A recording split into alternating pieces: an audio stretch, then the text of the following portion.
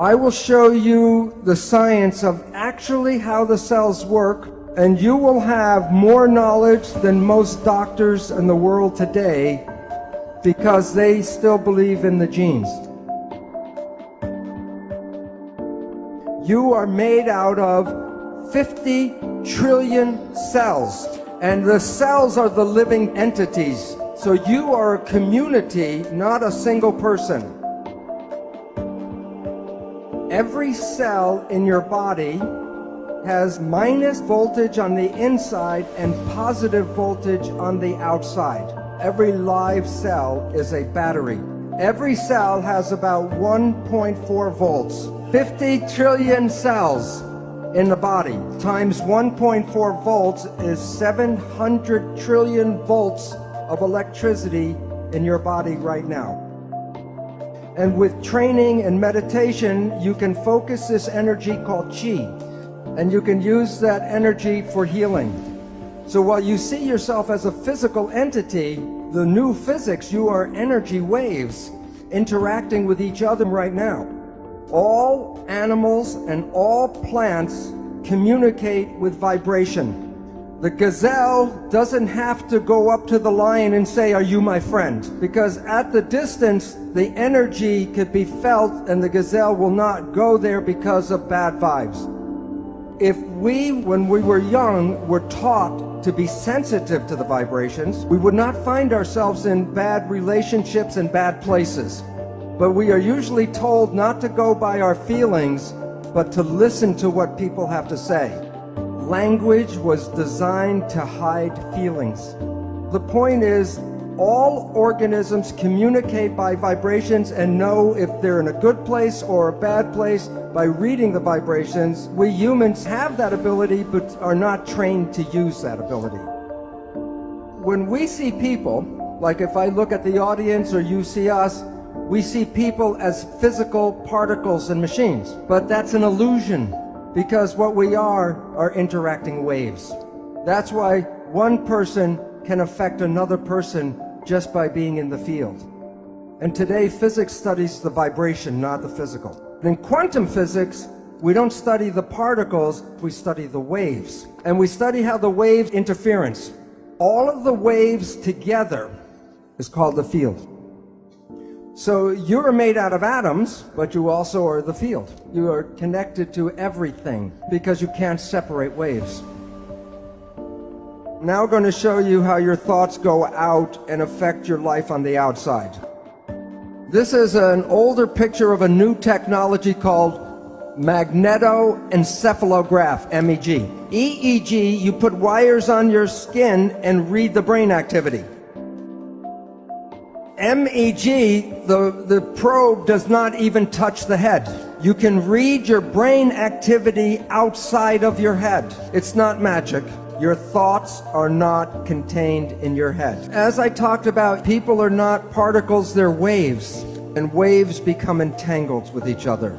The people that you get connected to, you are entangled with. And many people are familiar if you think about someone or talk about someone you haven't seen for years. And I say, "Oh, I haven't seen my friend John in 10 years. And the phone rings and it's John.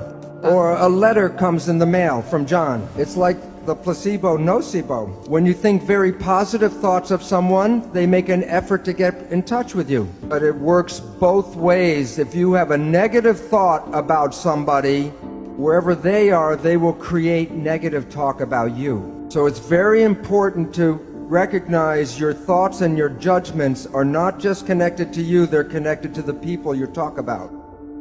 So people know that if you hit the right frequency, you can cause a crystal goblet to explode. It's called harmonic resonance or constructive interference. You are like a tuning fork with your brain, and you're broadcasting frequencies of your thoughts. Which goblet is going to respond to your thoughts? The one that is harmonically resonant with your thoughts. If you live in fear, you're not going to activate the Dalai Lama, but you may get Scarface to show up. So when you are having thoughts, you are exciting and activating those things in the world that are connected to your thoughts. When a mugger is trying to pick out which person he's going to attack, of the different people walking down the street, which one do you think gets attacked? The one who is most afraid. Because the one who's most afraid will resonate, and that means that the mugger doesn't have to do anything, go boo, and everyone will give him everything.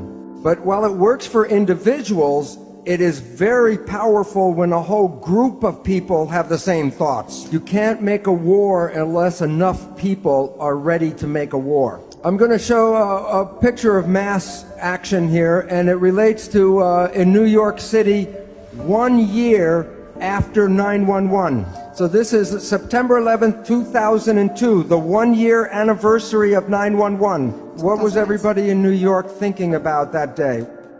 The winning number, 911, because we collectively create the reality.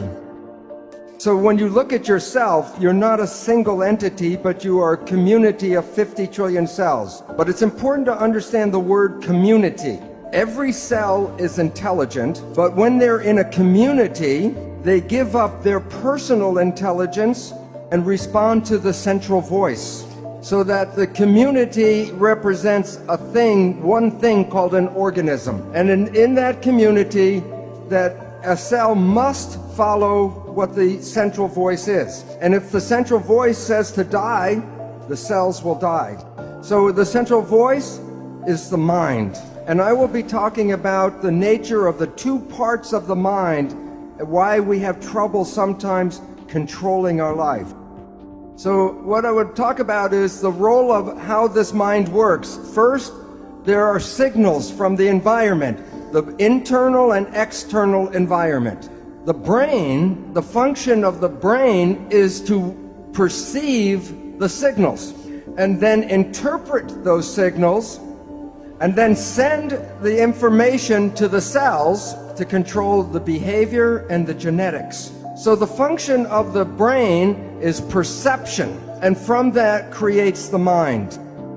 Now, we have heard of something called the placebo effect, right?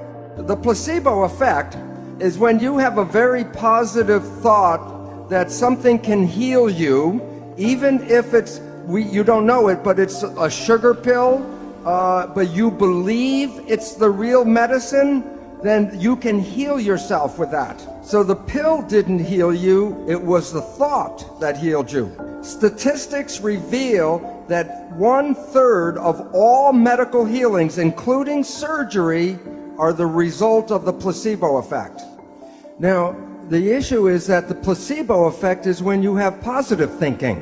What about negative thinking? And this is what medicine does not tell you, is that there is negative thinking, and it's called the nocebo effect. And in the same power that positive thinking can heal you, negative thinking can kill you.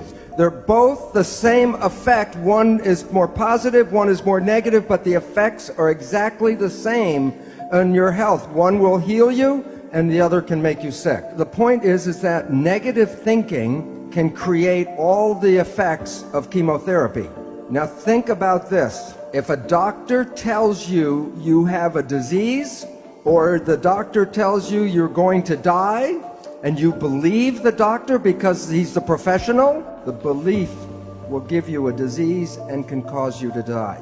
In the United States, in the South, there's a religious group called the Baptist Fundamentalists.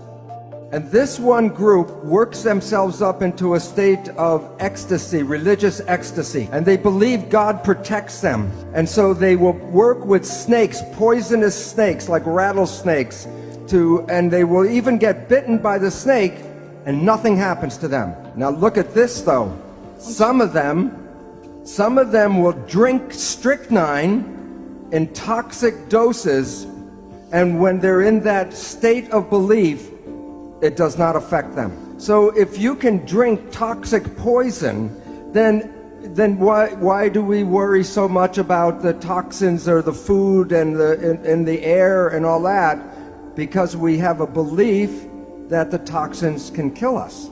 But even though I know this, I will not drink strychnine. And why? Because my belief is not as strong as their belief.